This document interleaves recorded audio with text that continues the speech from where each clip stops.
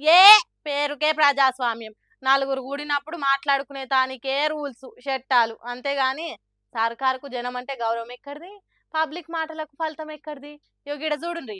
అర్ధరాత్రి అందరు పండుకున్నాక సీఎం రేవంత్ రెడ్డి ఇంటి మీదకి పోలీసులను తోలిండ్రు. అదేందో అంటారు చూడుండ్రి. హోమ్ టూర్ అన్నట్టు బెడ్రూమ్లు, బాత్రూమ్లు, కిచెను, గిచెను అన్ని తిరిగి చూసిండ్రు పోలీసులు. ఇంతకు ఈ ఇంటోళ్ళు ఏం నేరం చేసిండ్రయ్యా అంటే కాంగ్రెస్ సర్కార్ చక్కదనం ఎంత మంచిగున్నదో చెప్పిండట అబ్దుల్ వహీద్ అనే గీ ఇంటి ఓనరు. అదే పెద్ద తప్పు, క్షమించరాని నేరము. ఉగ్రవాదుల కంటే ఎక్కువ అన్నట్టు ఇగో గిట్ల బందోబస్తు బలగాలు దిగినాయి. చిన్నలను పెద్దలను నిద్రలేపి ఇల్లంతా కలెదిరిగి ఆగమాగం చందన చందన చేసిండ్రు పోలీసులు. ఆఖరికి పోలీసులు దొరకబట్టింది ఏంటిదంటే పెద్ద గుండు సున్నా. కొండందవ్వి ఎలకను కాదు కదా, ఎండ్రికాయను కూడా పట్టలేదు. పాపం చిన్న పిల్లలు పోలీసులు ఎందుకు వచ్చిండ్రు, పండుకున్న వాళ్ళను ఎందుకు లేపిండ్రని ఈ గజ గజ ఉనికిండ్రట. ఆడోళ్లకు బీపీలు గుండెదడలు పెరిగిందట. చూడుండ్రి ఏ తిరిగా నడుస్తున్నదో రేవంత్ రెడ్డి ప్రజాస్వామ్యానికి ఇలువనిచ్చి పాలిస్తున్న తీరు.